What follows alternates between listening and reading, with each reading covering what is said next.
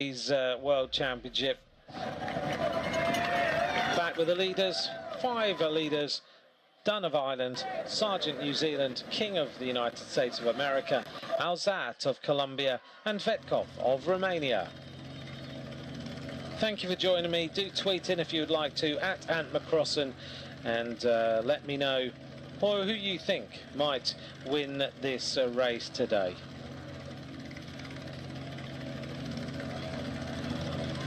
Thanks, Philip, for your message on Twitter today. As we look at these riders now, the Spanish riders dominating the front of the peloton. So are the Polish riders, and also one Brazilian rider up towards the front of the race. Jos van Emden looks around to see where everyone is. He's kind of left them behind a little bit. The gap's starting to grow a teeny bit more. 2:25 now on Radio Tour, the advantage for these riders. Well, I hope you're enjoying today's action. A lot more is going to happen before the end of this race.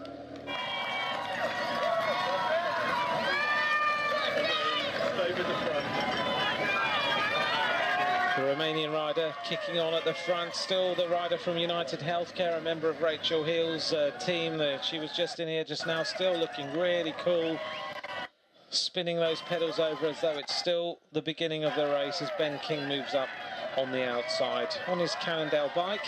I saw Jonathan Vaughters a couple of nights ago. He is here with Doug Ellis as well, and Connor Dunn making his way through too. The Irish team getting some really good riders now. They had the legendary times with Stephen Roach. Holding on to the car is Matteo Trentin, having a conversation. Rides for the Ethics Quick Step team. But looks like he's just discussing team tactics. That's more than 10 seconds. And on the front now, moving up, Ian Stannard of Great Britain. They're starting to look interested. Alex Dowsett also arriving. I wonder what the team tactics of Great Britain are today. Dowsett making his way through to the front of the race, the former world hour record holder, sitting on the wheel of Tony Martin, another magnificent time trialist.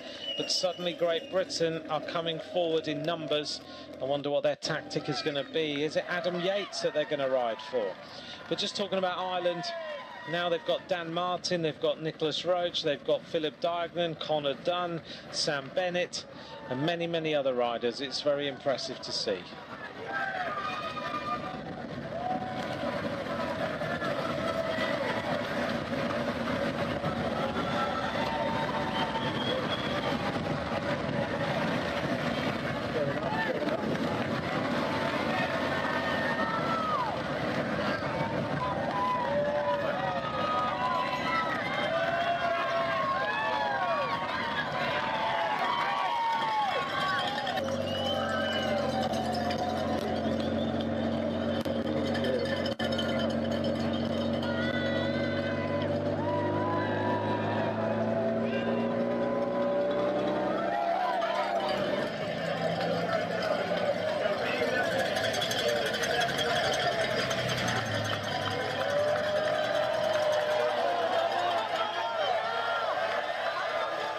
To Libby Hill again, inside final 85 kilometres of today's race.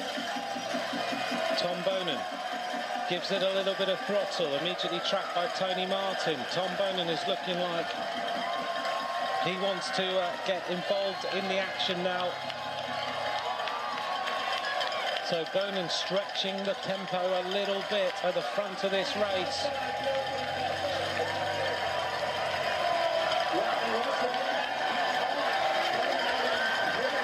Tom Bonan looking animated. Mikko Kwiatkowski, his teammate at Ethics Quickstep, also there. And suddenly this tempo is starting to go up all the time. And that interesting move of the Dutch squad to try and stretch the race and break it a little bit the last time round looks like it is starting to cause some problems for some riders further on back in in the race, and now it's the Belgian squad trying to stretch this tempo a little bit more. Next time round, we've got 5 laps of racing to go. And things are hotting up, and so at this point in the race, we welcome into the commentary box to join us is a rider, of course, that we all know here in the States, and a very warm welcome to Frankie Andre. Thanks for having me. Great race so far. How's it going from your perspective, having seen what's going on out there? Well, I mean, the early break went, and it's interesting how they just kept it at a short leash. They didn't really let it go out there, and I think partly because the course is so dynamic, and there's so much changing, and I think the fight for position, everybody trying to be to the front, and I think I was very surprised with Holland just riding really from lap 1. I mean, putting out so much effort early on that they put out a big effort. They're going to have I'm not sure how many bullets they're going to have at the end, because it seemed like they used a lot of energy, but not letting the break up the road was a little bit different. Right now, Belgium, really, you can see the grimace on their face, trying to punch it and split it up, but last lap, coming through the start-finish line, you see a lot of tired faces, and it's amazing. There's still 83 kilometers to go, and guys are cracking. It's incredible, isn't it? Everyone said that this course wasn't that hard, but we've added up 46 climbs in any bike race. Is very, very hard indeed, isn't it? No, extremely hard. And the thing is with this course, there's the 3 climbs. There's Libby, there's 23rd, and there's coming up Governors. And every time you go on up it takes a bit of power. It's like a punchy. So every time you go, it's like, and I compare it to like lifting weights. You know, if you're lifting weights and you're getting to that 10th rep, and then all of a sudden your legs give out, you can't do that 11th rep. This is how this course is shaping up, and this is how it's going to play out, is that you're going to be fine for 10 laps, but all of a sudden when you get to the last 2 laps and you got to try to go up 23rd with the same power and the same watts that you've been doing it, your legs are going to give out, and before you know it, we're going to see a lot of riders actually, the gaps are going to open up, big splits are going to happen. And right now, what's going to be critical is having the numbers. The numbers in that front group in these splits is really going to be critical. Belgium right now trying to set things up and keeping that pace. And that's the thing, too.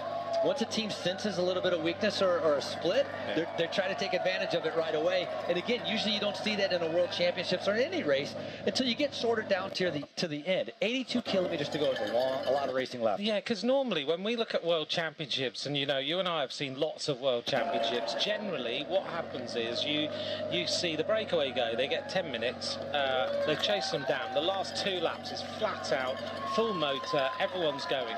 But this is a totally different shape of the world, and it's really exciting to see the way Belgium are pressing on. The Dutch have pressed on a little bit, and now a lot of the time actually Kwiatkowski's been near the front. He's sitting 3rd wheel as defending champion right now, and this is more like a classic type bike race, isn't it, where we see every single little climb being used as that springboard to try and split more riders out the back. Very much like a classic style race. It's a classic designed kind of course. It's a classic style race that's playing out here, and what we see a lot of times is you'll have a lot of leaders in a typical World Championships. You'll have a lot of leaders sitting in, all conserving themselves. The way this course is designed and the way it seems to be playing out is that really the morning strategy really said, we are working for you. We are working for you. It's all designed on one rider from each country, and the other riders really are putting themselves in a position where they really do have to sacrifice themselves in order to keep that main contender fresh for the end and in a good position. That's the thing, though. It's not just about being fresh for the end. Really, a lot of it is about position. We've seen a few crashes. You have to be in the front, because as you get over the top of these climbs, the front 15 guys, they can all sit up. You can ride really easy. The 30th to 50th position, they're chasing for kilometer after kilometer after kilometer, burning a ton of energy while the front guys are resting. We've just seen Robert Hessing go on the attack again. Now, we've seen him do this a few times during the race so far. It's like a little bit of a sparring partner duo here going on with Bauke Mollema, he just went to the front, he let Robert Hessing go on the attack, but none of these attacks seem to be sticking, and I wonder what the Dutch plan is. Are they riding for Tom Dumoulin today, who we haven't seen all race? But the Dutch are softening up all the time, but nothing's really happening for them. Do we think Dumoulin is their rider today, or is there another plan? They didn't have someone in the first split. No. They started riding very early on. Yeah. Very surprising at that, because there was a lot of other countries that didn't have somebody in the first split. They didn't let it go way up the road. They could have let this thing take 6-7 minutes. Probably would not have been a threat. I mean, half the riders in that break, a ton of credit for making the break, but many of them were coming from like racing in America for many years. So, you know, Holland obviously with a plan, trying to soften it, maybe trying to maybe they think the race course isn't that hard. They're like, okay, we need to make the race hard, and so they've been attacking like mad, trying to and riding a hard tempo to make the race as hard as possible. But I think on its own, with 5 laps to go right now, the race is going to be hard enough. Frankie, look at the average speed now, 45 kilometers an hour. It's getting faster and faster all the time. Riders are dropping out the back. We've got some splits. I've just seen one of the British riders being dropped then. We're at 4 hours, 23 minutes. As a rider, there aren't many races of 260k. We see Milano-San Remo is 300, but apart from that, there are not many riders there are not many races 260k anywhere in the world. So just how demanding is it on a body of an athlete to ride 260k? It's hard, especially, again, everybody can make 120 miles. Yeah. The last 30 miles are completely different and takes a whole different beast, and it takes a world champion to be able to have the strength to be able to get there at the end. Everything starts giving out, and that's what I was talking about, like the comparison of lifting weights. You're going to get into the last 30 miles, and you have to go up.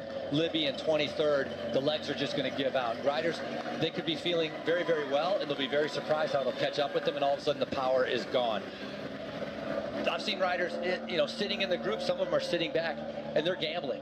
They don't care what happens in the front. They don't care about the split. They're going to stick with the main group and try to save themselves as rested as possible until they get to those final 2 laps. I saw Peter Sagan looking very comfortable, nowhere near the front.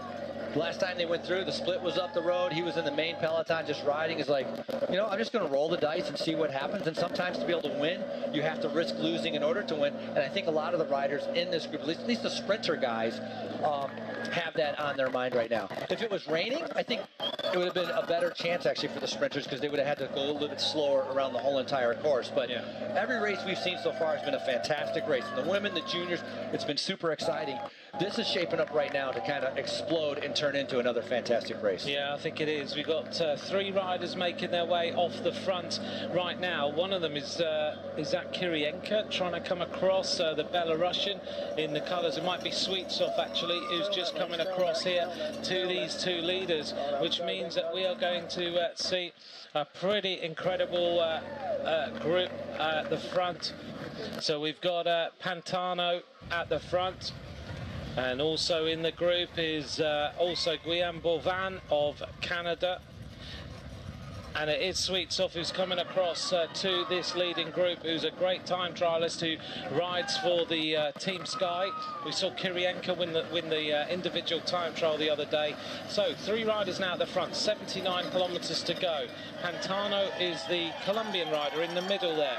At the front is Guillaume Boivin, the Canadian rider, and at the back is Sweetsoff. These 3 riders will try and go clear. Now another attack, and is this Taylor Phinney coming across to the leading group of riders? No, I don't think it is, because Taylor's got some tape on him today, so it's not him, but it is now one of the riders is this joining up with him. It is Taylor. It is Taylor. So he's taken a tape off his. Oh no, it's still there on the left leg. I thought it was Taylor, and then I thought it wasn't for a second. So Phinney, with 78k to go. Now bear in mind, Frankie, this guy has had 18 months out trying to recover. And you're talking about the fact that, you know, the last 30 miles is going to be difficult. We're inside the last 50 miles. Just how incredible is it that Taylor Phinney can come back like this? So it was amazing. His first race back at Tour of Utah, he was 2nd on that stage. It's like people training and racing for years, and they can't get 1st, 2nd, or 3rd in any kind of stage, and a remarkable talent. And so he, I think, delayed coming back in order to make sure that he was at full strength when he came back. And now, looking back, it was the best decision he made, you know, without having to come back too early. But he's been on a remarkable ride, obviously part of BMC Team Time Trial World Championship, gold medal. So everything has been lining up for him. And the distance If something, power is not going to be the problem for Taylor Phinney. The distance will be the problem, because that short time in coming back, he really hasn't had the time to be able to build up, I think, that kind of endurance to be there. But Vice.com is the... Now it's starting to grow. 57 seconds is now the advantage for this leading group of 4 riders. Let's just remind us of who they are. If you've just joined us now, Pantano of Colombia, Bovan of Canada, Sweetsoff of Belarus, Taylor Phinney of the United States of America, being chased now down by Gatis Smukulis, the Latvian rider. Stephen Cummings has made his way back into the peloton, a rider who rides at the back of the race all the time. He always tells me, I always say that, but it's true. He sits there constantly. He's just had a mechanical. There are some riders who like to ride at the front and some riders who like to ride at the back. it can be much less stressful riding at the back. Okay. And easier. Yeah? And easier. It can be. And it depends on the course. On this course, I'm not so sure riding at the back would be easier, but on other courses, for sure. But big chance that you're not going to be able to move up at a certain time. You're not going to be able to make the attack. You're going to miss a split. Anything can happen in the crashes. So there's a lot of risk with riding at the back. On this type of course, I think it would be harder. Plus, the dynamics of the splits happening, I think there's too much that can happen out there. But right now, in the first break, what was the maximum they got up to? Maybe 3.5 minutes? Yeah. They didn't really give it too much of a leash. This is already up to a minute, starting to move up the road. Who do you think is going to be? I mean, we've seen Holland controlling from lap 1. I don't know how many guys they have left. Is there going to be another team, or do you think it's going to be Holland again if this goes up to like a minute and a half? Who's going to panic first? I think it's got to be the Germans who are going to panic a little bit, and maybe the Polish team did a lot of riding earlier on, so they're not going to have so many riders left. But one team we haven't mentioned an awful lot about, and I just noticed coming up to the front of the peloton, Elia Viviani and Nibali, Italy, have done no work at all yet. How about these Toronto Blue Jays Sportsnet has...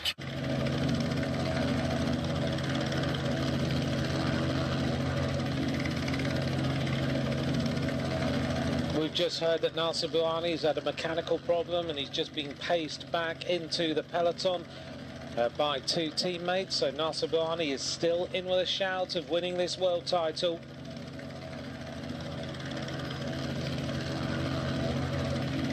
This gap is growing. 1 minute 15 seconds now is the advantage for the leading trio. Canada with 1 rider at the front there on the left-hand side, quite happy to let this gap go. The American riders also sitting near the front. They're happy for Taylor Phinney to be there.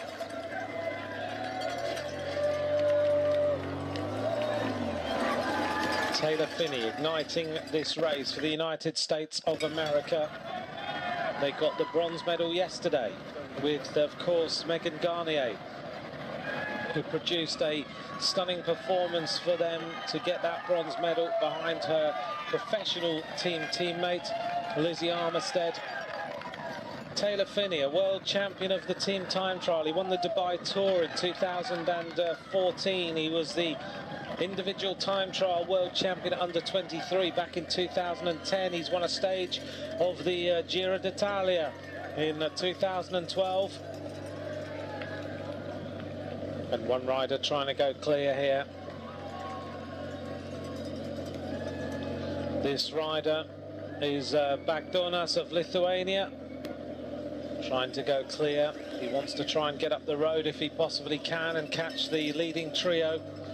The Taylor Phinney also won a stage of the Tour of Poland, a stage in the Eneco Tour. He was 4th in the Olympic Games road race in 2012, only 25 years of age, but certainly a rider who, until he had his crash, was on a massive trajectory, but now, having come back, he's just as good. This is Bagdonas. As he continues with his attack, he rides for Agidouer Le Mondial, the French squad, as he is a very strong time trialist. You can just see that with the strength as he keeps the momentum going. We look down on the peloton with the sun on everyone's backs. We expected it to be pouring with rain today. We've not had that at all. 36 miles left to go, 59 kilometres. Who is going to win this world title? Renato Silvestri, I've got no idea who's going to win. 1:15, I don't know. I thought Greg Van Avermaet or Stibar, possibly before the start of today's race. and it's still kind of shaping up that way. We'll wait and see what happens. And I agree with Panda, actually. Panda Sportswear have said the same thing. I totally agree. Pat Fitzgerald's asked about Sam Bennett. He was certainly in the peloton a lot of the time. I'm just going to see whether I can see him in this group right now. The front group of riders. Bennett is still there, I'm pretty sure. I haven't heard on race radio that he has dropped out of the race at all. But certainly things are starting to be a little bit painful out there for some of these riders. This is Bagdonas.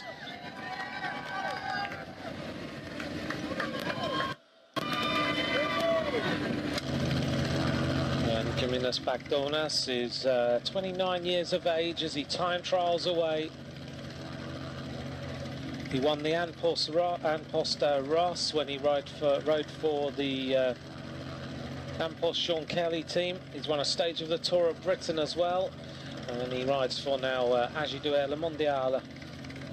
He's a tough bike rider, really good time trialist. As we look down now on the peloton, and it is the Dutch team and also the Germans who are keeping everything in control. Sweetsoff asks for a bottle, which he takes with professional ease. Look at that. Finney, Sweetsoff, Bourvan, the three leaders as they go through the feed again. The tempo very, very high now. And Bourvan taking a little drink on board, just trying to keep the body nice and topped up. As Frankie said, in the last 30 miles, your body will start to react in different ways when you are this tired. Bagdonas has just finished the Vuelta a España.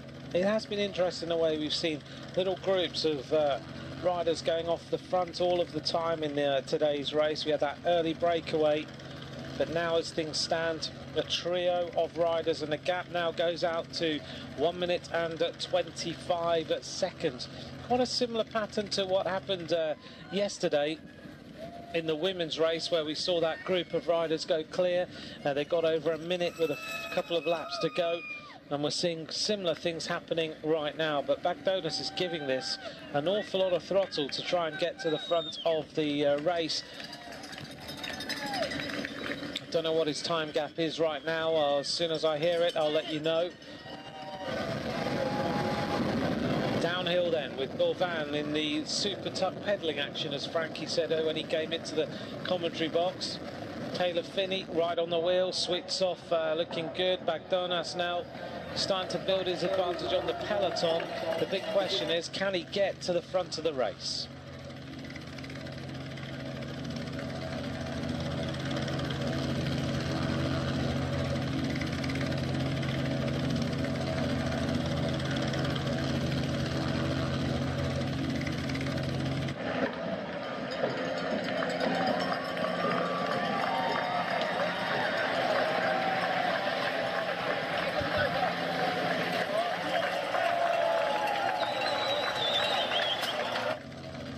Huge crash on the left-hand side of the road. And a massive crash with loads of riders going down in this feeding area. Team Sky's Nordic is down. There was one rider who really crashed pretty heavily, but everyone looks like they are up again. There's one bike left on the deck. I'm just looking to see Nordic now, just looking at his bike. Let's take a look. As they went through, one rider hit the deck as he went in the feed, and then suddenly everyone crashed on the left-hand side. One of the Polish riders, I think, was Rafał Majka. And Majka was the second rider to hit the deck. I think it was one of the riders on the right-hand side who just everyone piled in there. And it was Viti, the Spaniard, who was the last rider to be held up there. The Guatemalan rider, number 188, is Manuel Rodas. He's going to take a little bit of time to get going. So it looked to me like either someone missed a bottle or something and took their foot out and then suddenly hit the deck, but all sorts of carnage, which again is going to help this three-rider breakaway. Sweets off Bovan and Taylor Finney still in the lead of this World Championship with 54 kilometres of racing to go. Zdeněk Štýbar has been the world cyclocross champion. He was second in Paris-Roubaix this year on the cobbles. He was second in E3 Harelbeke. He won the Strade Bianche, always on tough surfaces. Strade Bianche is a race on the white Tuscan roads, the gravel roads. So he's a rider who loves to be on the cobbled races. He also won a stage of the Tour de France this year. He's had a fantastic season. This race is starting to come back together as we get to the conclusion of these World Championships. Inside the final 40 kilometres, we are in the finale of this year's race.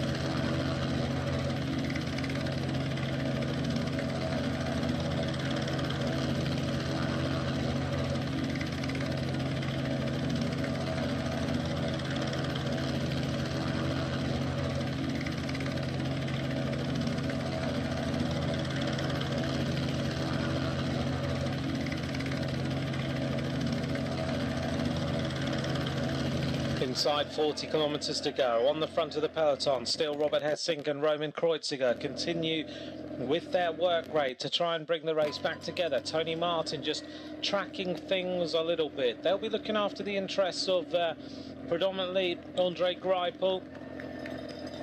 They want this to be a bunch sprint. You wonder whether that's possible, but they also would also be able to play the card of John Degenkolb, who wears number 78. Degenkolb, winner of Milano San Remo this season. He's looking now to bring home the victory for Germany.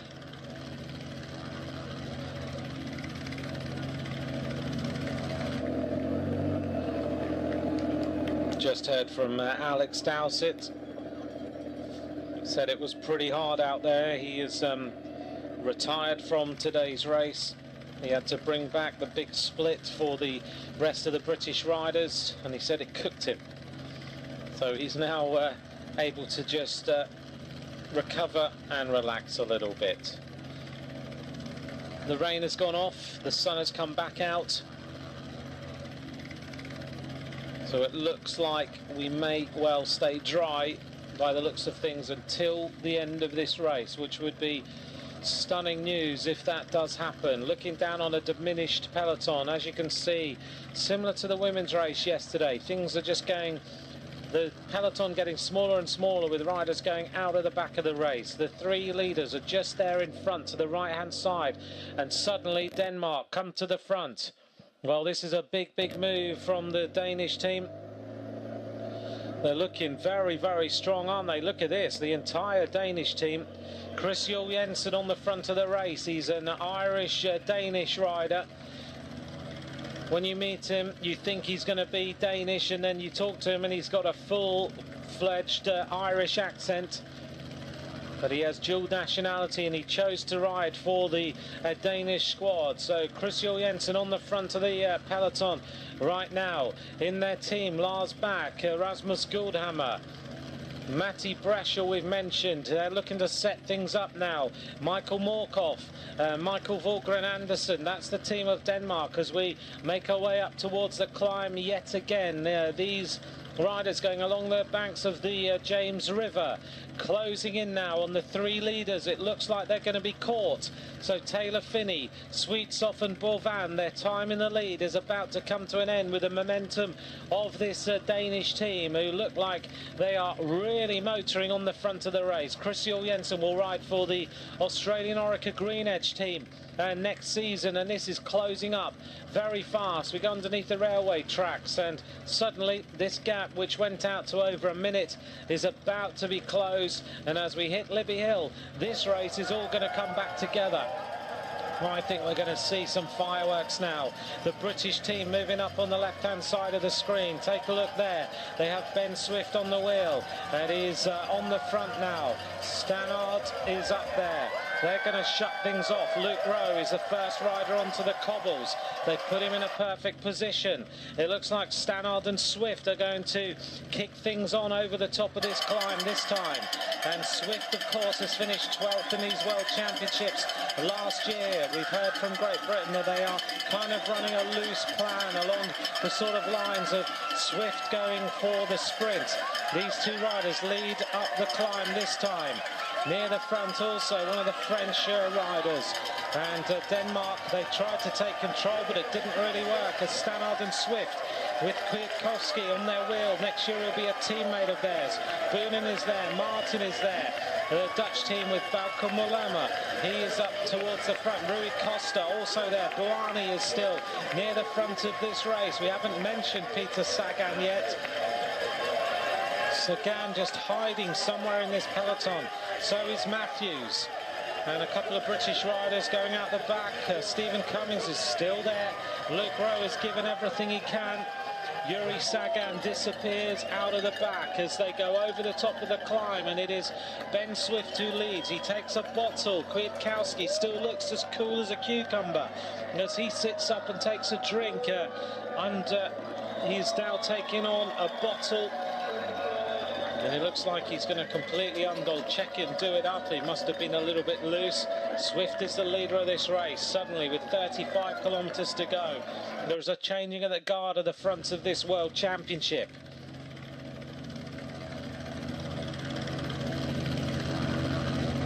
Well, thank you to all of you for joining me at Ant McCrossan is where you can give me your final predictions as we head in towards the finish. Can Elia Viviani win? I think this is perfect for Viviani, of course. 6.8 kilos. Daryl Irvin, does it include the weight of the data back under the saddle? I doubt it. I wouldn't have thought so.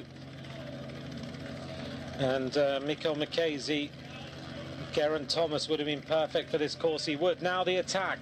And the attack comes from Great Britain. This is Ian Stannard. Stannard, the winner of Omloop Het Nieuwsblad on 2 occasions. He decides to go it alone. Robert Hessink is trying to go with him. Stannard has outwitted Etex Quickstep on a number of occasions. Boonen recognises that this is a big moment in this race. Stannard doesn't want this to come to a bunch sprint, so he is making a move. Sam Bennett of Ireland is still there. Looking on further back, who else is still there? Scott Thwaites is still there for Britain, but over the top of the climb this time goes Ian Stannard of Great Britain as he tries now to extend his advantage. He's one of the fastest descenders in the world. Robert Hessink has sensed the danger. He's going to try and go with Stannard. The big question now is, will Hessink and Stannard work together?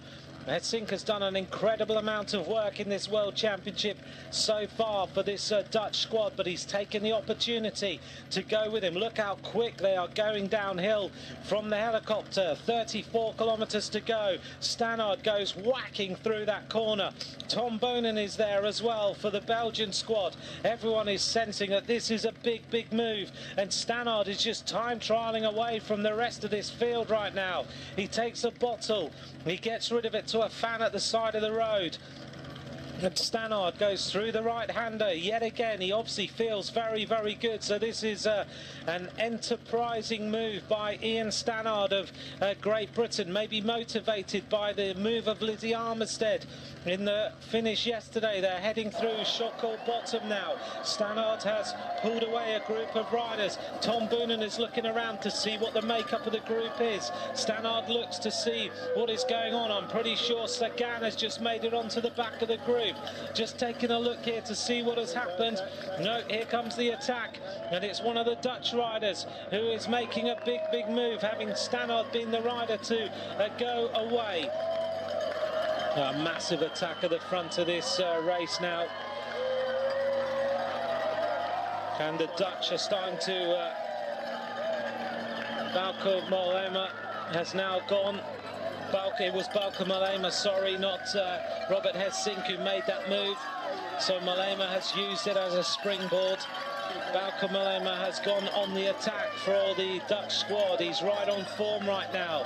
He is trying to prize this breakaway off the front of the race. Next time round, we have 2 laps to go as we make our way up at Governors. One of the Spanish riders is just behind him, looking to see who that is. It's Rodriguez.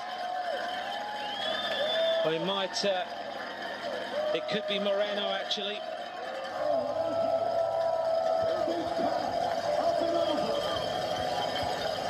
Kwiatkowski has made it. And Viviani is also here. The makeup of the group then.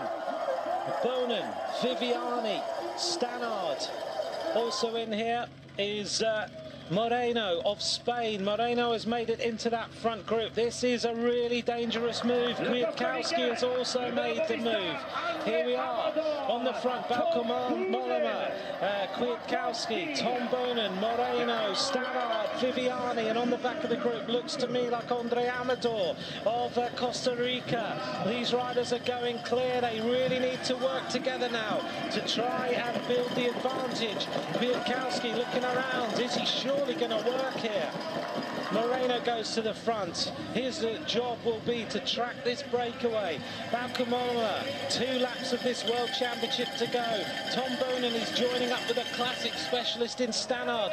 Viviani is where he wants to go. This is a perfect move if indeed they all decide to work together. 2 laps of racing to go. Mollema, Bonin, Viviani, Stannard, Amador, Moreno and Kwiatkowski are the leaders of this World Championship. This is ignited, and look at the gap. The Australians have missed this, so have the Germans, and so Germany now get on the front. It is 18 seconds. What a move by Stannard to prize this off the front. It was Swift and Stannard who did the old 1-2. Swift took Stannard into the base of the climb, and then Stannard kicked on over the top. Andre Amador looking for a bottle. Kwiatkowski managed to just duck under that musette then. It was Moreno who led through the feeding zone. Kwiatkowski looks a little bit too cool. He doesn't look like he is kicking on too much. I wonder what the plan is here for the Polish squad. Kwiatkowski is soft pedaling a little bit. Surely this is the time to give this full throttle. Bauke Mollema goes to the front. Bonin is asking, are you going to work or are you not going to work? Stannard third in the line. Viviani, who's been on tremendous form this season for Italy. Kwiatkowski sitting on the wheels. He just looks far too easy, doesn't he? This is an incredible move at the front of these World Championships.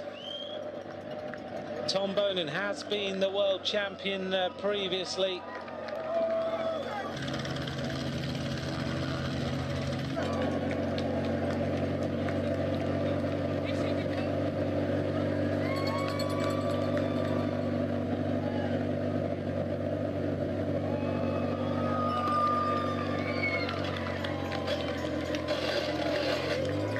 There's a little bit of panic going on. 32 seconds now. The advantage. Seberg leads Andre Greipel to try and bring this race back together. It all comes down to Germany to do the chasing. 32 seconds. They'll start to get some real motivation soon. They'll be away from these wide roads and into the narrower downhill section. Stannard was the rider who started this breakaway. Stannard constantly taking as much drink as he can. He wants another bottle, so he moves over. His teammate on Team Sky, Viviani, lets him do that. Stannard desperately needed that bottle. He does take it. Andre Amador grabs it. You can see the speed these riders are moving at. Amador looking down to get rid of one bottle. Moreno needs a bottle, but he misses it. He wanted one from the United States of America. Behind there, we go back to the front of the peloton. 28 seconds is the advantage. The American squad have totally missed this. They have combining now with the Australians and the Germans. It could be that there are too many teams trying to chase. Well, normally the rule of thumb is if you've got 7 riders at the front, you need 8 riders chasing to bring this race back together. You'll notice how many Belgian riders at the front now. So the minute everyone peels off, the Belgian riders will no longer go through to the front. What a ride by Ben Swift to put Stannard into the point to make this huge attack. And maybe everyone was thinking that the move would happen on the final lap, but Stannard wanted it to go from a long, long way out. They're trying to build their advantage. Viviani goes through to the front in the Azzurri Blu of Italy. Boonen, look how urgent he is as he goes forward. He said to me the other day, this is the second flattest World Championships he's ever ridden, and you kind of got the sense that he felt that maybe this could be his year again. Viviani on the back of the group, shakes the legs a little bit, just trying to get a little bit more life in them, just trying to recover. He looks down. I'm sure his girlfriend Elena Cecchini right now will be jumping up and down, trying to get Viviani to go a little bit faster. She's the Italian champion. Viviani shakes his head. Maybe he's suffering a little bit. He's unable to go with this move, and maybe he's been told he can't. Viviani's sitting on the wheels right now as we go fast, fast downhill. Kwiatkowski into that aero tuck. Stannard just adjusting his back a little bit. 28 seconds, still the advantage. Stannard broke his back in a terrible crash.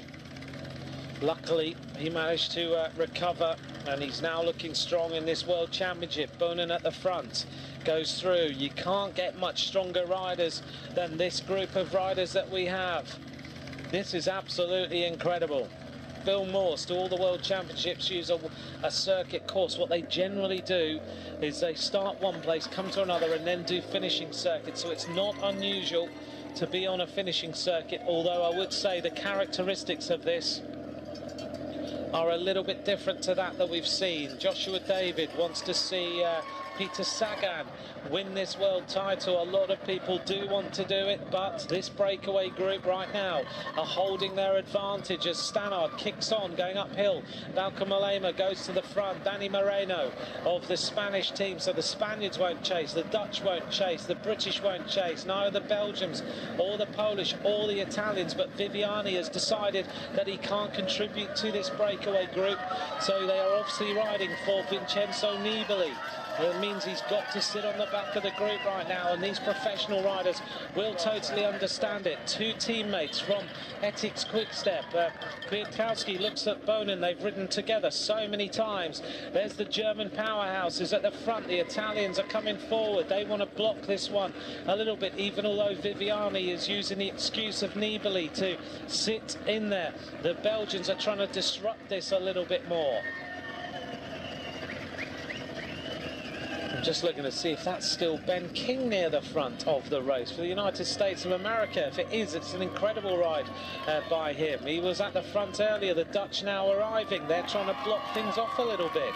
So some team tactics are happening. The Italians are disrupting it. The Dutch are disrupting it. They're trying to drive. What they'll try and do here, just to explain, the Belgians, the Italians and the Dutch will try and drive into the bottom of the climb, and then they'll try and slow up over Libby Hill to then let this group go away, because the Dutch have been riding for Bauke Mollema all day today. And you'll notice here that's exactly what they're going to do, and the Belgians are going to do exactly the same. They're going to drive into the bottom of the climb. It'll let the gap come down a little bit, and then they'll slow up and ride tempo over the top of Libby Hill, which will then put the leading group further ahead, and we might see this gap go out to a minute if indeed that is what happens. The Australians sense that. So the Australian team go to the front. They don't want this to happen. And the Italians and the Belgians, you could see there the little nudge, and it was Kinziato who just said to the rider alongside him, the Belgian rider, come up, let's block the road. We know this is good for us. Robert Hessink comes forward now for the Dutch team, and they can use the fact that this gap is growing to their advantage, and Boonen looks very, very strong to me today. 27 seconds is the advantage, so it's stabilised. Kwiatkowski is having to work hard here. Stannard on the front now as he goes through. They are using each other's slipstream and the power of each individual rider to just try and keep the momentum going. They've stayed away for one lap now of this circuit. The attack went on Libby Hill. Let's see whether the Belgians The Dutch and the Italians are on the front of the peloton when they come onto Libby Hill. The motorbikes come round the corner. They are not far behind, really, in real terms. Bonin is going to put it into a gear that means he can really kick on up the climb. There's the peloton. This race is coming back together. But now it comes down to whether the Belgians can now use their form to good effect. Bonin goes onto the climb. Kwiatkowski measures him. Stannard is still there. He is able to ride these cobbles at a good tempo. Bonin looks like he's got slightly tired legs, but he goes formidably to the right-hand side of this race, and we'll see whether the Belgian team are on the front of this race right now. They are. Look at this. The Belgians, sorry, this is the lead group. Which group is just behind? We'll see who is doing the chasing. And it looks like we've got a little bit of a stretch happening as Tom Bonin, Kwiatkowski, Stannard, Viviani and Belcamama, Danny Moreno. This race isn't over yet because the peloton is coming back. 15 seconds the advantage. It is closing up so fast now. And it is Marco Haller who kicks on over the top of the climb. The French are also represented well, so are the Italians. Looking to see where the likes of Peter Sagan are, because I've not seen Sagan all of this race. Next time round, the peloton are going to get one lap to go. Greipel is hanging on at the back. Stephen Cummings is still there for Great Britain. He's seen his teammate Stannard go on the move. Now these riders are going to plunge downhill to the bottom of 23rd Street to set themselves up for the finish. Right on Twitter, at @McCrossan, who is going to win this world title? It looks like the breakaway might well be reeled in before we get to the finish line yet again. In fact, I'm pretty sure they're about to be caught. Kwiatkowski goes fast through that left-hander. It is a much bigger group now. He's done an awful lot of work. He may well have tired himself a little bit. A few more riders have raced across to this front group. In fact, I think we're going to see a swelling of this leading group. We're just hearing a few riders racing across. Let's see. I think we've got 13 riders now in this leading group. And I'm just taking a look to see who has made it. John Degenkolb, I think, has made the front group. That's going to mean the Germans will no longer chase. Kwiatkowski, Amador, Viviani, Stannard, Moreno, Bonin. Degenkolb is now in there for Germany. Van Avermaet, Marco Haller desperately trying to get himself across to make it 14 riders in the leading group. I don't see Peter Sagan there yet. We've still got this leading group. 4 riders powered their way across. Andre Greipel on Radio Tour has just been dropped. Alexander Kristoff makes the front of the race now. All the big names are here. Just taking a look at this front race. Greipel now, his legs have given out. The Gorilla did us so much work to get Degenkolb to the front group. 18 kilometres to go. Race is over for Greipel. Only 18 kilometres remain in this World Championship. I think we've got 13 or 14 riders in the leading group, being led by one of the French riders. I haven't quite seen who that is. Stannard is still there.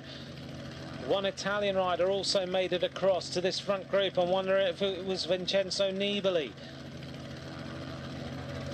We'll take a look down in a moment and see who it is. It might have been Trontin, actually, who might have got himself there too. This is shaping up to be some finish to this World Championship.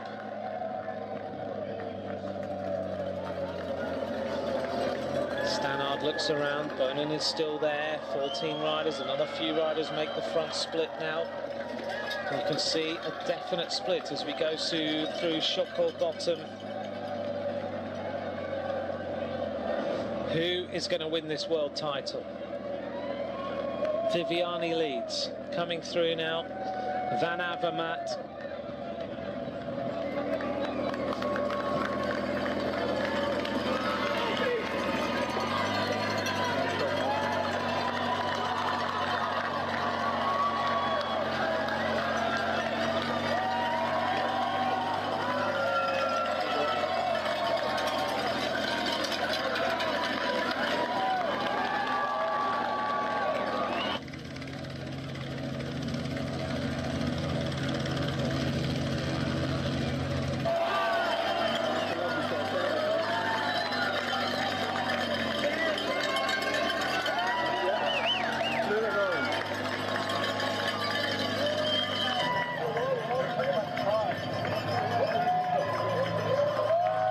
Let's take a look at the front of this race, though. It's all coming back together. At the front of the race then, de Milan has made it. Rui Costa just jumping across. Degenkolb is there. Tony Galopin is the French rider. Sam Bennett of Ireland desperately trying to get onto the wheels as they make their way across the top of Governors. This time round there'll be 1 lap to go. Kwiatkowski is there. It wasn't Christoph, sorry, it was Edvald Bosenhagen. Bosenhagen is in this front group now. Philip Gilbert is also there. Just having a look to see who else is in this front group as they all swing across the road. This is proving to be a thrilling finish to this year's race. What a finish. And now we see another attack going on as these riders try and go clear. Still Bauke Mollema. Tom de Milan has reached the front of the race in 3rd place. This time round we have got 1 lap of racing to go. Tom de Milan goes on the attack on the right hand side of the road. The rider who rode so well in the Vuelta a España, Bauke Mollema, tries to set things up. And it is now, with 1 lap to go, Tom de Milan who leads this World Championship road race. As this starts to split up a little bit, just on his wheel, one rider desperately trying to get across, and that is Kuznetsov. De Milan then is the leader of this World Championship, with Kuznetsov is the Russian rider who is immediately onto his wheel. De Milan has obviously recovered from that injury. 2 riders going clear. Just behind them then, the immediate counter-attacks as riders try to come up to these 2 leaders. De Milan has pressed on very, very early. Coming across now, looks like one of the Estonian riders who is trying to shut the gap. There's still Ian Stannard is still there. It is going to be some finish. Tony Galopin of France is also near the front of this race. Well, 15.5 kilometers to go. Who is going to be the winner of this World Championship? Kuznetsov flicks his elbow, asks de Milan in the orange to come through.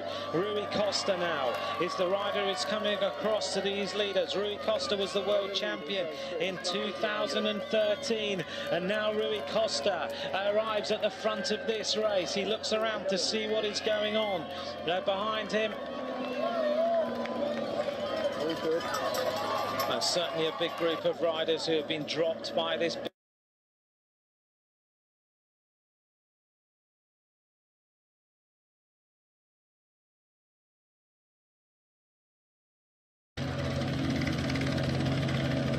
Milan then is the leader of this World Championship, with Kuznetsov is the Russian rider who is immediately onto his wheel. De Milan has obviously recovered from that injury. 2 riders going clear. Just behind them then, the immediate counter-attacks as riders try to come up to these 2 leaders. De Milan has pressed on very, very early. Coming across now, looks like one of the Estonian riders who is trying to shut the gap. There's still Ian Stannard is still there. It is going to be some finish. Tony Galopin of France is also near the front of this race. Well, 15.5 kilometers to go. Who is going to be the winner of this World Championship? Kuznetsov flicks his elbow, asks de Milan in the orange to come through. Rui Costa now is the rider who's coming across to these leaders. Rui Costa was the world champion in 2013, and now Rui Costa arrives at the front of this race. He looks around to see what is going on. Behind him, certainly a big group of riders who have been dropped by this big acceleration. And now 2 riders are going clear. De Milan doesn't like that combination. One of the Estonian riders trying to shut the gap on the rest of the riders right now. Oh, this is some finish to a bike race.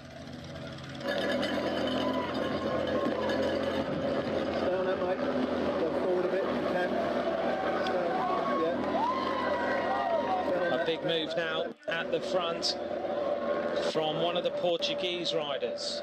This is Nelson Oliveira, I think, who's just making a move. Someone's trying to catch up, I'll go wide. Looking around to see what's happening. Andre Amador wants to go with this one. So Amador trying to track this one back. This race isn't over yet. And it looks like Nelson Oliveira, the rider at the front. Amador trying to come across to him. Amador is the Costa Rican rider in second place in this wheel. 14 kilometers to go. This race is starting to warm up as we head in towards the conclusion of this World Championship. Who is going to take it? Peter Sagan is that, who's just arrived at the front. I can't quite see through the camera shot. So Amador, one of the Russian riders actually, who's just made it. Could be Pavel Brut, who has just made the front of the race. Sorry for the picture breakup. And I think it could be Rein Terame, who is the rider from Estonia, who has just made the front of the race, the winner of the Arctic race just a few weeks ago. Rein Terame, the winner of the Vuelta a Burgos. Pretty sure it's Oliveira, Amador, Rein Terame, maybe Pavel Brut, and one Belgian rider at the back, which could be Philip Gilbert. But I'm just taking a look here to see which of them it is. Tish Benoot has also been up there for the Belgian team over the run into this next point in the race. 14 kilometers of racing remain. It is Pavel Brut.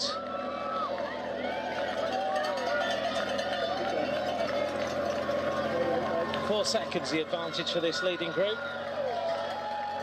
And it is at the front, Rein Terame looking around to see whether he gets any assistance. Amador's coming through, but as you can see, the peloton led by the blue of the Italians is trying to bring this race back together. Rachel Heels just messaged me to say she would think Ian Stannard could be the winner. Christoph I haven't seen for a little while, but that doesn't mean he's not here. Edvald Bosenhagen is certainly here for Norway. Thank you to all of you who have joined me for this World Championship. We are into the last lap. 12.8 kilometers remain as the leaders go round the corner. Richmond has welcomed the world of cycling here, and we have seen an absolutely incredible World Championship as the race comes back together. Now another attack starts to happen. It's a Belarusian, it's Vasyl Kirienka, I think, who is trying to, I'm sorry, these three riders are still clear. Pavel Brut, Rein Terame and Andre Amador, Nelson Oliveira, the three riders in the lead. Oliveira, Rein Terame, Pavel Brut. The race coming back together though. The Italian riders are closing this one up. They want to put Nibali in with a chance of going on the attack up that final climb of Governor Street. If he is still there, I'm pretty sure he is. They've got so many cards to play. Look at the Danish riders, and the Norwegians are also massing, ready for the final run into the conclusion of this World Championship. I think I could see one South African rider in here, Peloton Gruppe. The race is all together now as we head towards the end of this race. Sam Bennett of Ireland is still in this peloton. It's a big group of riders.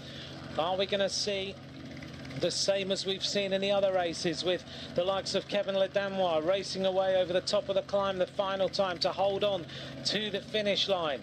It is going to take a rider who's prepared to lose to win this race, as Frankie Andreu said to us earlier on. Our guest today, thank you to Brian Cookson, thank you to Frankie Andreu, to Rachel Heel, who joined me in the commentary box to just talk a little bit about the race. At the front now, it is the team of Italy who have control. Behind Italy, it's Sweetsoff of Belarus, as he looks to try and bring Kirienka through, possibly to win this race. The Australians are massing. They've got Michael Matthews, the Australians, and also Simon Gerrans. They bring Gerrans and Matthews to the front of the race. What a move by Australia. They're in the white, green and yellow. This race is coming to its conclusion. In just a moment, we will have 10 kilometres to go, but Italy now have full control of the front of this peloton. The blue of Italy, they've ridden a different race this time. Normally they take it on far too early, but this year they've decided not to, as they all look around at each other. Nibali is still there. On the front is Manuel Kinziato. Behind Kinziato, another move now, and it goes. It's Kirienka. Vasil Kirienka, the world time trial champion, decides now that it's time to make his move as he goes clear. They don't want to let him go. One of the American riders, I think it is, who is jumping across to Vasil Kirienka. What a move by the Belarusian rider. A big move. In fact, it is at the front. Sweetsoff who's gone again for Belarus. And Sweetsoff now opening up the advantage. It looked like Kirienka had decided to go, but it's Sweetsoff who's now, I don't know where he's getting the energy from today. Sweetsoff has been constantly on the attack. The Italians still seem to have this under control right now. They don't seem to be worried. They're going to close this one up. Turning left now. This race is setting itself up now for its conclusion. It has been one of those races.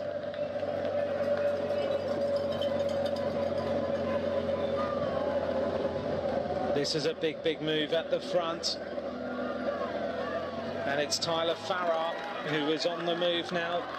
I'm pretty sure Tyler Farrar and Sweetsoff, the camera just not getting down there to see the faces of these riders, but to me it looks like the style of Tyler Farrar, the MTN Quebec rider.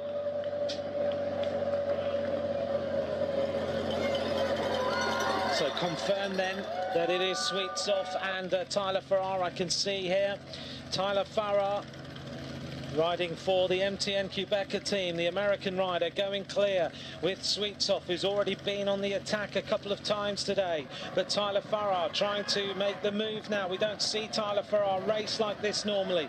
He has been a rider who always waits for the sprint, but let's not forget, Tyler Farrar has won some pretty big major bike races in his career. He's won stages of every one of the 3 Grand Tours, the Giro d'Italia, the Tour de France and the Vuelta a España, but he's also won some one-day classic bike races.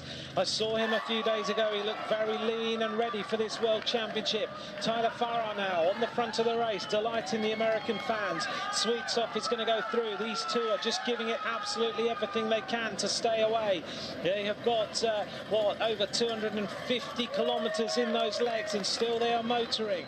Farrar riding for this African squad of MTN Quebec this season as they go left now. Fast downhill. 8 seconds is their advantage on Radio Tour. Sweetsoff and Farrar combining at the front. This is a perfect combination for these two riders because Sweetsoff,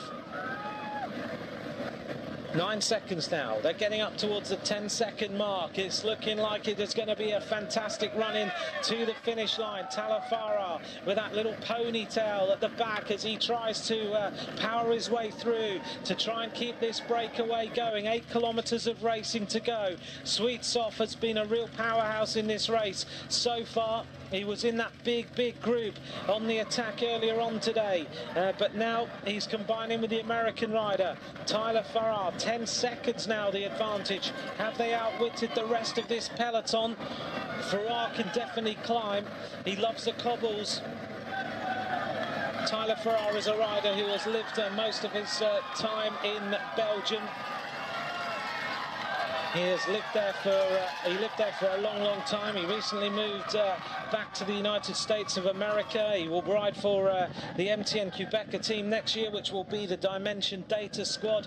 He's won 3 stages of the Vuelta a España, twice won stages of the Giro d'Italia. He's won Skelder Prize, which is another one-day classic bike race. He's won a stage of the Tour de France. He's won 3 stages of the Eneco Tour as well.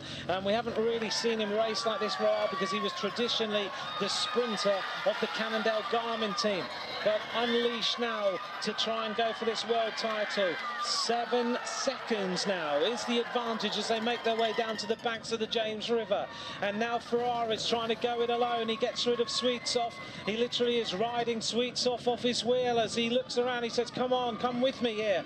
We need a little bit of assistance, but Farrar is so strong right now that he looks like he is, if he'd made the move move at a perfect time, then he could be the race winner. 50 kilometers an hour as we go uphill past the railroad along the side of the river. Sweetsoff is constantly looking round. Farrar isn't 100% happy with the work rate of Sweetsoff, but let's bear in mind we are well over 250 kilometers of racing. The entire Italian squad now on the front of this race, trying to bring it back together, but it's not happening. Sweetsoff and Farrar still have their advantage. 8 seconds, and Sweetsoff, his mouth wide open, he's in all sorts of hurt.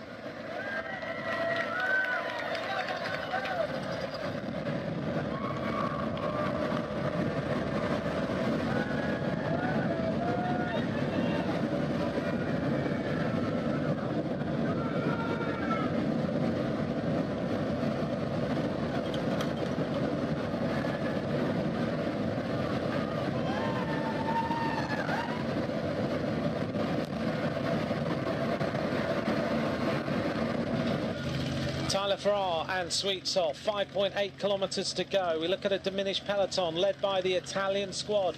They're trying to put Vincenzo Nibali in to win the world title after his disappointment in the Vuelta a España. They are doing a tremendous amount of work now to bring this race back together. Still Farrar and Sweetsoff just working each other to try and stay away, but you get the sense that it's not really going to happen. The American team really have produced a fantastic performance today with Taylor Phinney, with Ben King.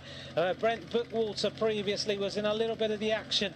Tyler Farrar is there, but is one rider still left in here, and that's the young rider Lawson Craddock. Maybe they're just softening up for a result no one expects.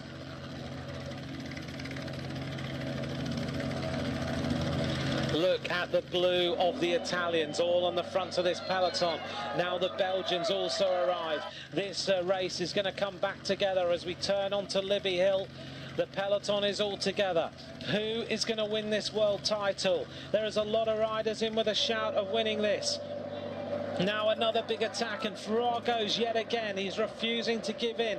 He's trying to break away. He's still got a load of strength in those legs. You could tell that when he was riding along the banks of the James River, that Farrar still had a little bit more to give, but the Italians hunt him down. So do the Belgian riders. Farrar shakes his head.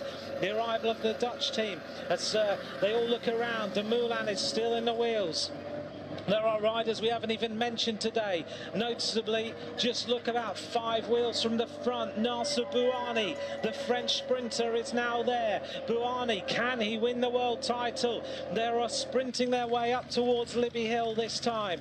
This is going to be a fantastic run into the finish line. Another big move as the French come forward. They know they've got the numbers. Zdeněk Štýbar, I think, is also there for the Czech Republic. Is the move going to happen now on this final climb of the day? The German riders move up as well. Everyone's sensing they don't want to let anyone sneak away on this climb. The French are trying the same tactic they tried in the under-23 road race. Zdeněk Štýbar now attacks, immediately goes to the front. A big move immediately. Going with him is the German rider. It looked to me like it was John Degenkolb who was trying to go with Štýbar. The Belgians are trying to shut the gap. Edvald Boasson, I think, is up there. Štýbar is giving this full throttle now. Degenkolb gritting his teeth. Van Avermaet is also there. Edvald Boasson, the first 4 riders across the top. Štýbar, Degenkolb, Van Avermaet. Also there is Edvald Boasson. Peter Sagan now arrives at the front of the race for the first time. Can he get himself onto the wheel? It's one long string of riders as they go over the top of Libby Hill for the final time. A huge crowd is waiting here at the finish line to bring these riders home. 3.7 kilometers to go. Štýbar's attack hasn't worked. Who's going to take the initiative? A big move on the right hand side. It comes from the Dutch squad. John Degenkolb is prepared to go with this one. An immediate reaction from Štýbar. Van Avermaet. Behind Van Avermaet is Edvald Boasson. They're going to go fast downhill now and set themselves up for the climb of 23rd Street, where dreams are made and hopes are crashed.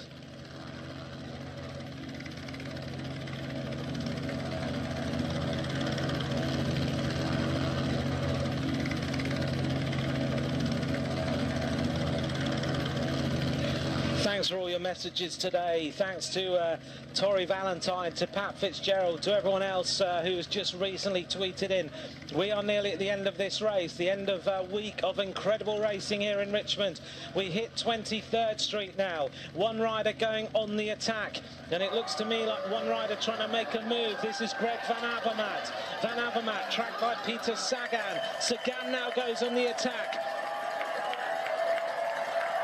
Peter Sagan trying to make his move. Van Avermaet is with him. Bosenhagen is still there. Degenkolb, behind Degenkolb is Nasser Bouhanni. Stibar showing his teeth as they sprint uphill over the top of the climb, and Sagan has a little bit of a gap. He looks around. Van Avermaet.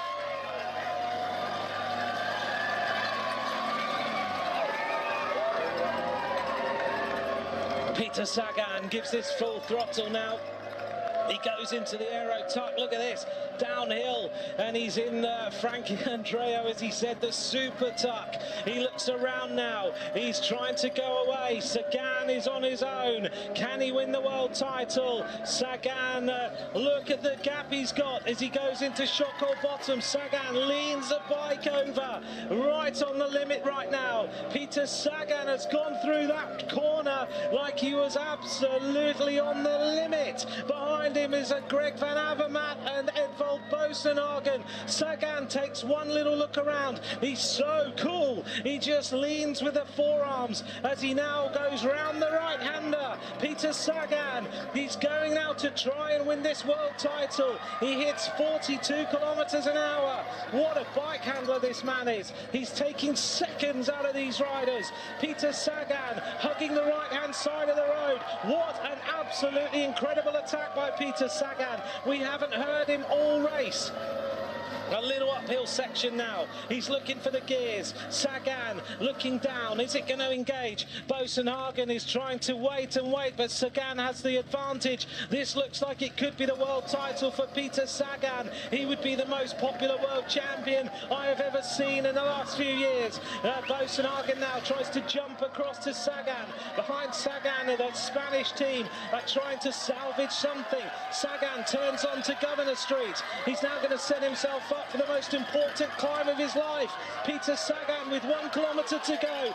He's out of the saddle. He hugs the left-hand side of the road. Peter Sagan now still lifting the tempo a little bit more. This is his race to lose right now. Sagan looking absolutely superb. The green jersey of the Tour de France. He timed his move to absolute perfection. Behind him, the Spanish team are coming. Has Sagan got enough left? He looks around one more time. Greg Van Avermaet is tying up the move of Rigoberto Urán. Sagan, he always got a little bit of, he puts it in a huge gear. Peter Sagan puts it in the biggest gear on his bike. He's going to turn the left-hand corner. Look at the shoulders, look at the gritted teeth. Is he going to win this world title? Sagan has got 600 metres to go. He can see the gantry. Now he's got a time trial all his way to the finish line. Rigoberto Urán has just come round the corner. Peter Sagan, don't look round now, Peter. This world championship is just there for the taking. Rigoberto Urán is hunting him down for Colombia. Sagan, he doesn't want to look round right now. He's going to have to give this some green jersey power. Sagan, 6 hours, 14 minutes and 8 seconds of racing. Is he going to win the world title? This finishing straight is so long. Has he got enough in the tank to go for the victory? 200 metres to go. Peter Sagan out of the saddle. There's absolutely nothing left in that body. The lactic acid is burning. The eyes are filled with pain. Peter Sagan sets himself up now with 50 metres to go to the finish line. What a win! Peter Sagan is the world champion after 6¼ hours of racing. What an absolutely amazing win. Peter Sagan is the world champion. Whoa! What an absolutely incredible finish. He had nothing left when he got to that finish line. Peter Sagan just was, look at that, he gets off the bike, he walks. He's covered in sweat and dirt and everything, but he's now going to go to the fans. He's going to high-five everyone. He is probably the most popular world champion we have ever seen. in the last few years. He can't believe it. He's walking. He doesn't want to ride the bike. What a win by Peter Sagan. He throws his helmet into the crowd. That'll be worth about 100 grand in a few years. But Peter Sagan wins. Just looking at the silver and bronze, I think it was Michael Matthews of Australia. Navadauskas, I think, takes the bronze medal, but we'll confirm that in a moment. Here he goes, right on his wheel with Van Avermaet, but look at the power of Sagan, but he won it on the corners, on the descent. He was absolutely thrilling. Matthews and a few others were just a little bit far back. What an absolutely stunning victory by Peter Sagan. So often this year he's been criticised for finishing second, and he laughed when he said, yeah, but look, it doesn't matter, I like to race my bike, and I've won bike races so far, but the biggest bike race he could win this year is the World Championship. Suddenly the pain turned to smiles. He shakes his head and he then takes the crowd's applause. What a win by Sagan. I don't think he can believe it. He just hid all day. He throws his bike. He just wants to walk.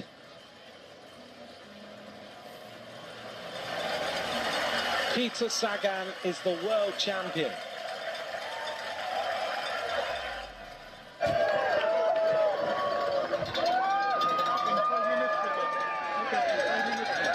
His girlfriend's really happy. Sagan is now the world champion. What an incredible day.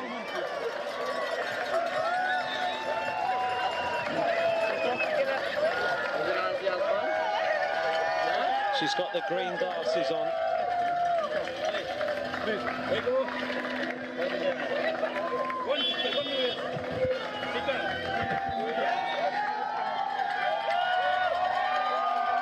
Well, I think the Americans will be happy with this victory. If it couldn't be an American, then it could be Peter Sagan. Listen to this.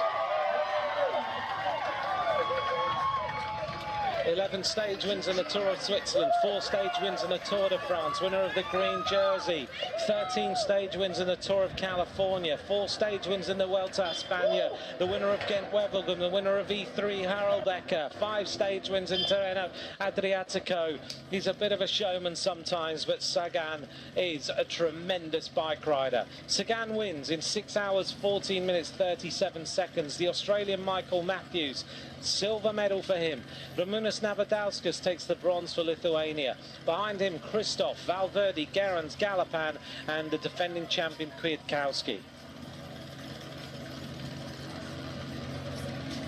Here's the rest of the top 10. Rui Costa, Philip Gilbert, Dumoulin 11th, Alex Howes 12th for the United States of America.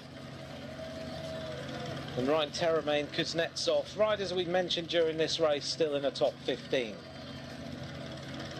Nasser Bouhanni of France finishes 21st. Ben Swift of Great Britain 22nd. Van Avermaet, the rider that everyone was mentioning as a possible winner, was also in that group, sprinting up to the finish line.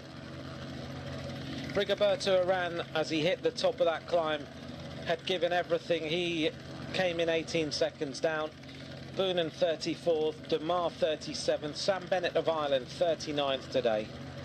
Please, for the award ceremony of the International Cycling Union Men's Elite Road Race World Championships.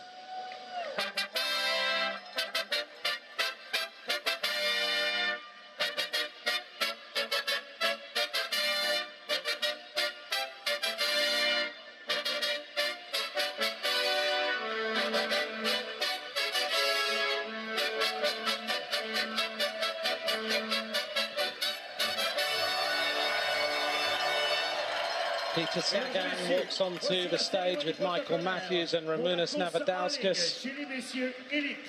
The award ceremony Navadauskas just getting better and better all the time.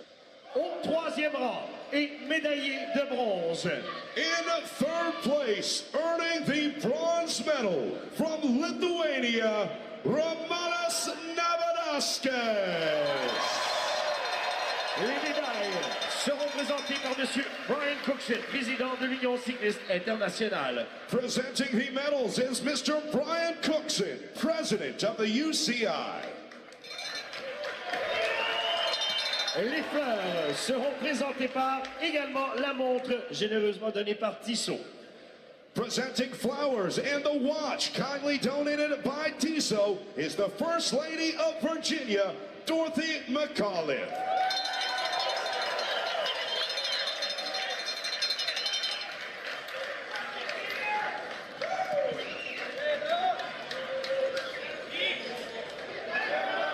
Au deuxième rang et médaillé d'argent. The bronze medal goes to Ramunas Navadauskas of Lithuania. Very well deserved indeed. Peter Sagan has disappeared. Michael Matthews. I don't know where he is right now. Michael Matthews is the silver medalist for Australia. Peter Sagan, I'm sure, will reappear to get his gold medal. Here he is. Oh, he's gone to get the flag. Cookson, president of the UCI. Présentant les fleurs et la montre, généreusement donnée par Tissot. And to present the flowers and the watch, kindly donated by Tissot, First Lady of Virginia, Dorothy McAuliffe. Michael Matthews looking a little bit reflective about his silver medal. You never mention him all day. It's normally the way that a world title is won. The same as Sagan. We didn't see him other than one time near the front of the race. Champion du monde et médaillé d'or. And now, the gold medal. He has the Slovakian flag ready. Champion from Slovakia, Peter Sagan. He's a big favourite in the United States because of his exploits in the Tour of California. Et le maillot de champion du monde seront présentés par The medal and world champions jersey is being presented by UCI president, Mr. Brian This is, I Cookson. think, the best medal ceremony I've ever seen.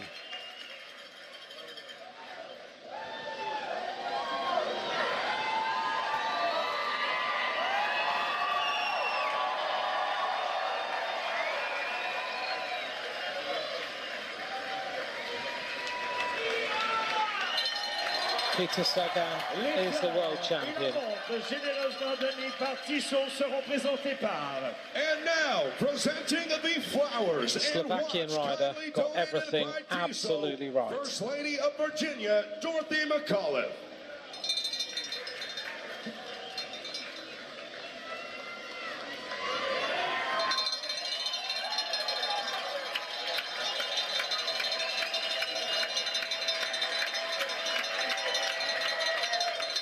Et maintenant, mesdames et messieurs, à l'honneur du champion du monde. And now, assistant the à la national levée du anthem drapeau et of l'hymne Slovakia. national. And now, ladies and gentlemen, in honor of the world champion, please rise for the playing of the national anthem of Slovakia.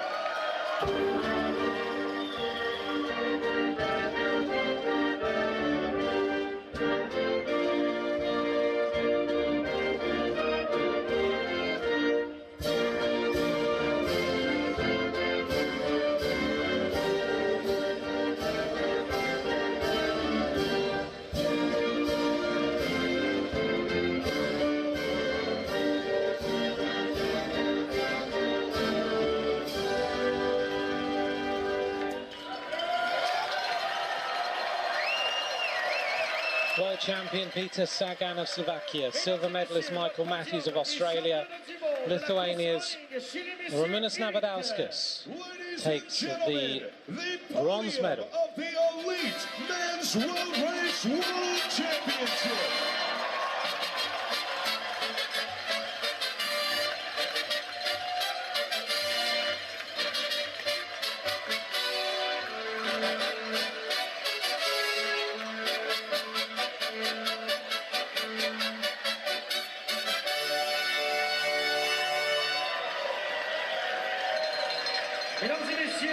What an incredible day of racing.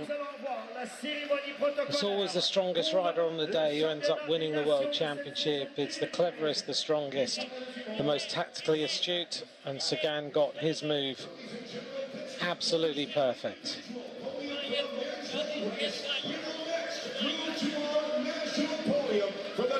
What an incredible week we've had here in Richmond in Virginia. Rather than biting the medal, he's going to eat it.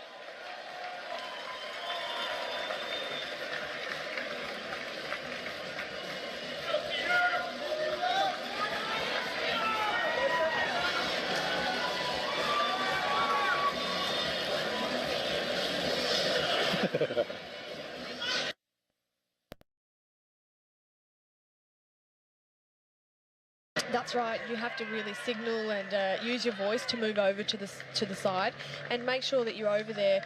If you need a bottle, you make sure you're over there in good time, so that you're not cutting off riders and trying to make any sudden moves, because it can get quite dangerous at the feed zone. But importantly, you need to make sure that you get a bottle when you need to, because that can make or break your race. If you don't have enough hydration on board or enough sugars on board, the last thing you want to happen is to have good legs, but to not be able to put out energy, not to be able to make the moves or go with moves because you go hunger flat, and that's just the worst possible thing that could happen.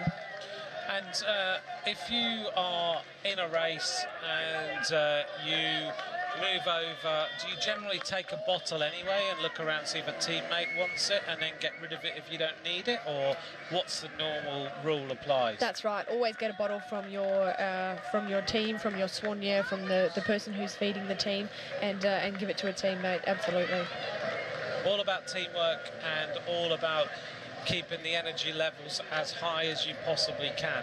So all important to get hydrated, particularly on a day like this, as we watch number 57. This is Maaike Polspol of Belgium. The Belgian squad with Jessie Dams, Lisbeth de Vogt, Sophie de Wust. Maaike Polspol was the leader by 16 seconds. Also in that team, Annelies van Doorselaer and Celine van Severen. That's the team of Belgium. 15 seconds now, the advantage. Very, very impressive. The United States of America setting the tempo yet again on the climb. The stars and stripes of this squad, who when you wrote down on paper and go through the team, you kind of go, yep, there's a lot of strength in here. But they're not the strongest team as individuals when you write down their performances, but right now as a unit they are looking really, really impressive. They are stringing the peloton out, they're getting rid of riders all the time, they're giving each other confidence, and that is right now so powerful for this American squad, as we see Marianne Vos wearing number 1 with that familiar pedaling style, just sitting in the wheels, looking around. She looks calm, she looks composed, but she's also got to be looking around and making sure she's got teammates with her. She's got Anna van der Breggen wearing number 5, who was 5th in 2012, and other teammates around her. So they've still got some numbers. Absolutely. Ellen van Dijk, I mean, if anybody remembers and saw the Olympic Games road race last year, Ellen was absolutely phenomenal working for Marianne, and obviously she's a world championship time trialist now, and she's just come up leaps and bounds this season. She's just had a remarkable season and really come out of her shell, and I don't think we've seen the best of her yet, but Ellen is a very, very loyal teammate to Marianne whenever they're in their national colours, and I think she's going to be right by her side for a long time yet in this bike race. Well, she's already won a world title. She looked so impressive the other day, and right now she can just ride the climbs, and bear in mind how steep they are. She's still there. She's not having any problems. That's right, and the remarkable thing is that Ellen is actually still quite young, so she's got a huge future ahead of her, and we in fact share the same trainer, so that's a nice thing Ellen and I have in common. Oh, that's good to know. So you can give us even more insight about Ellen van Dijk later on in the race when we see her go to the front and look after Marianne Vos. Another rider who I think is riding strongly is the South African rider, Ashley Moolman. She does look really good today. This sort of circuit suits her perfectly. She's a good climber. She just taps out the rhythm in here. She's won mountain jerseys in events before. She's just hiding. That's right, and you know, let's not forget she's had regular podiums in World Cups. Flesh Wallone being the first one that comes to my mind. She's good on the steep climbs, she's good on the long climbs, and she's actually proven this year that she can sprint as well. So when it comes to a small bunch, look out for her as well. Here goes the first big attack. This is Francesca Cautz of Italy, who's now decided, right, it's time to ignite this race. It's the first big move on this climb as Francesca Cautz really rips her way up this steep slope, being tracked immediately by Carly Taylor of Australia. Right on the wheel also, number 77 is Macia Volkowskaja of Poland. So the first major move comes on these slopes, and it's Italy just trying to stop the dominance of the United States of America, and that was a great attack. She's such a young rider, Kutz, and she showed us her her form. She showed us her name in the Giro d'Italia, and she was just incredibly remarkable on those climbs in the Giro d'Italia. Nobody really knew who she was before that, but it's no surprise that she's showing us what she's got on these climbs today. Looks strong there, doesn't she, in that acceleration? So maybe that's going to change the shape of this race a little bit, because people will start to think, right, well, she's attacking on these climbs, so I'm going to do the same. But her attack has also cost Italy some riders, because Susanna Tordzi, who was still there, is unable to go with his acceleration, and she's dropping back. On the front again. And it is Cautz of Italy, immediately countered by the Australian rider. And I think Marianne Vos has decided she's got to go with this. So suddenly there's going to be all sorts of fireworks going off in this peloton. And the Polish rider immediately back onto the wheel. So let's have a look. Marianne Vos looks very comfortable in 5th place on this climb. The race is suddenly being ignited by the young Italian Francesca Cautz as she starts to break this race up. The other Italians moving up on the right-hand side, and suddenly it's all Italy on the left-hand side of this peloton. And what we can see here is just the Italians are just starting to use their numbers. I mean, they still have six riders in the bike race, and they can't not start using their numbers. So they are just going to make this race hard, and they're going to start attacking. An interesting combination. The junction is made. We now have 11 riders going for the medals in this World Championship road race. The 11 riders are Van der Breggen of the Netherlands, Marianne Vos, the defending world champion, Elisa Longo-Borghini, Rosella Rato and Tatiana Gudurzo of Italy, Emma Johansson of Sweden, Evelyn Stevens of the United States, Tiffany Cromwell of Australia, Claudia Hausler of Germany, Antoshina of Russia, Willemsen of New Zealand. The next group come through at 1 minute 22 seconds on Radio Tour, and there's 2 riders in that group, Kushinskaya and Ferron Prevot, but they are a long way back. So 11 riders now making their way up the first bit of the climb. And what an interesting combination. We have 3 Italians and 2 Dutch, and the other riders are just single. They don't have any other teammates. So it's really up to the Dutch and to the Italians to make the rest of this race, to either attack or to put the pace down on these final climbs. It's a fascinating combination, isn't it? Right now, the Italians with strength in numbers, the Dutch with the best rider in the world. What do you do? How do you win this race? The last thing you want to do as well is let Marianne Vos use one of these climbs as a springboard for victory. So any single rider's got to sit there and go, I need to go with the